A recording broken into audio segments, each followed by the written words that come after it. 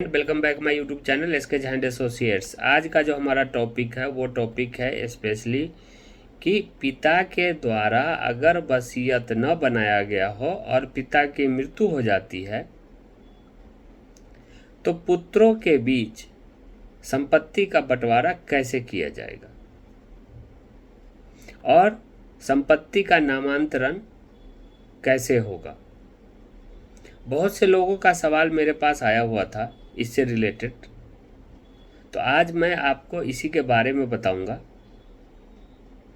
आप मेरे चैनल पे अगर नए हैं तो मेरे चैनल को लाइक करें, सब्सक्राइब करें, नोटिफिकेशन को ऑन कर लें जिससे आपको ये अपडेट मिलती रहे।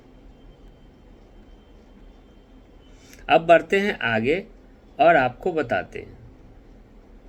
ये बहुत बड़ी समस्या है, चाहे वो गांव का हो या शहर का। कहीं भी जो पिता के द्वारा संपत्ति अर्जित की जाती है और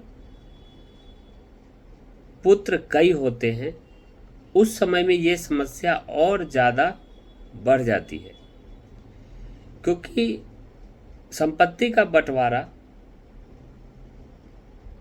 एक बहुत ही कठिन सवाल होता है। कोर्ट में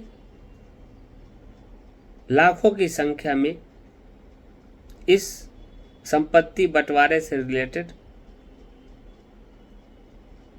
ऐसे ही सालों से पड़ा हुआ है।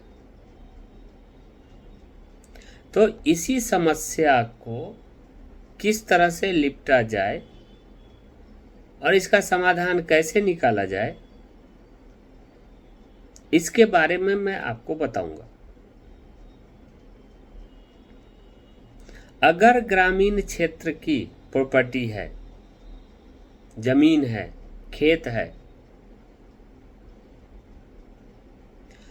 तो उस प्रकार की संपत्ति के बंटवारे के लिए पुत्रों को या उस संपत्ति को नामांतरण कराने के लिए आपको सबसे पहले पिता की मृत्यु प्रमाण पत्र बनाने होंगे। उसके साथ साथ आपको और सपोर्टेड डॉक्यूमेंट संलग्न करने होंगे और संलग्न करके अगर गांव का मैटर है तो आपको तहसील में जाने होंगे। तहसील में जाकर के मृत्यु प्रमाण पत्र के साथ साथ सपोर्टेड डॉक्यूमेंट बोले तो आधार कार्ड, राशन कार्ड और संपत्ति का विवरण और उसका दस्तावेज और साथ में मृत्यु प्रमाण पत्र ले करके तहसील में जमा करा दें और एप्लीकेशन डाल दें नामांतरण के लिए। आप ऐसा करते हैं तो 1 महीने के अंदर में या 1 महीने में आपका ये प्रक्रिया संपन्न हो जाएगा, पूर्ण हो जाएगा। जब ये प्रक्रिया तहसील के द्वारा पूर्ण हो जाती है, फिर आप आपस में जिस पिता की मृत्यु हुई है उसके जो बच्चे हैं वो उसे बांटकर अपने नाम पर नामांतरण करा सकते हैं। ये है गांव की जो जमीन है, संपत्ति है, खेत है, उसके बंटवारा के लिए। अगर उसके पिता ने वसीयत नहीं बनाई हो तो, क्योंकि भाइयों के बीच में मैंने पहले ही बताया कि संपत्ति का बंटवारा करना बहुत मुश्किल होती है। कई केसेज इस पे हो जाते हैं, आपस में लड़ाई हो जाते हैं। तो इसका समाधान जो एक संक्षिप्त रूप से है वो मैंने आपको बताया है। तो इस प्रकार से आप तहसील में जा कर के सारा डॉक्यूमेंट इकट्ठा करके और वहाँ जमा करा दें। जमा कराने के 1 महीने में आपका ये पेपर जो नामांतरण की प्रक्रिया है वो संपन्न हो जाएगी। फिर आप आपस में बांट सकते हैं। अब ठीक इसी प्रकार शहरी क्षेत्र की अगर संपत्ति हो तो उसको कैसे बांटेंगे? तो शहरी संपत्ति अगर आपके पास है और आपके पिताजी ने वसीयत नहीं बनाया तो आपको नगर निगम जाने होंगे। नगर निगम में आप मृत्यु प्रमाण पत्र के साथ और सपोर्टेड डॉक्यूमेंट जैसे आधार कार्ड, प्रॉपर्टी का दस्तावेज, राशन कार्ड वगैरह जो भी है वो सारा डॉक्यूमेंट ले जा करके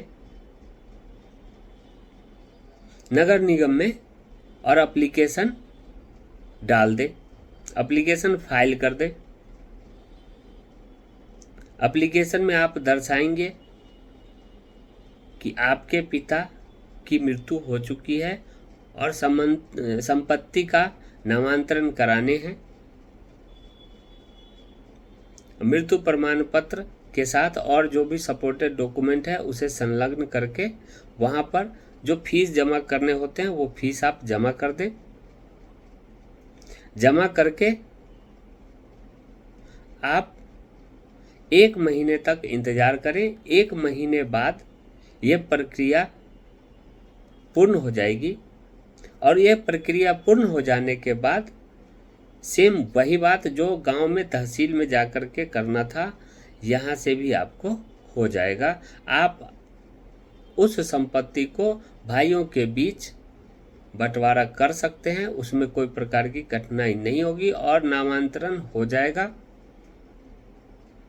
सारे भाइयों के नाम पर। लेकिन ये ध्यान रखने वाली बात है कि अगर आपने एप्लीकेशन डाला है नगर निगम में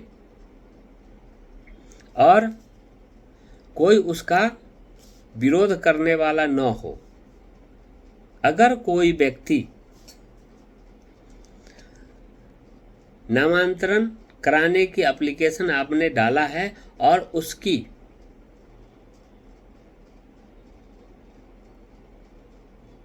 विरोध अगर कर रहा है तो फिर वहां पर आपको दिक्कत आ जाएगी। अगर किसी ने विरोध नहीं किया तो 1 महीने के समय सीमा में आपका कार्य पूर्ण हो जाएगा। साथ में मैंने ये एक चीज बताना भूल गया, वो मैं आपको बताता हूं। आप अपने जो गांव की संपत्ति हो, जो खेत है, जो किसान की संपत्ति है, गांव की संपत्ति है, उस संपत्ति का बंटवारा के लिए आपने प्रक्रिया वहां तहसील में कर दिया, ये ठीक है। आपका नामांतरण हो जाएगा, ये भी ठीक है। लेकिन साथ में आपको उस संपत्ति का दाखिल खारिज करना भी उतना ही इम्पोर्टेंट है। आपको वो कर लेना चाहिए। जो ही आपके नाम पर नामांतरित हो जाती है संपत्ति, फिर आप उसे दाखिल खारिज करा लें, फिर कंटिन्यू आपके नाम पर वो संपत्ति हो जाएगी। तो आज का जो हमारा टॉपिक था वो यही टॉपिक था कि अगर पिता ने वसीयत न बनाई हो और कई पुत्रों में संपत्ति बंटवारा करने हो और संपत्ति को अपने नाम पर नामांतरण कराने हो तो किस प्रकार करेंगे, ये मैंने एक सरल सा प्रक्रिया आपको बताया है।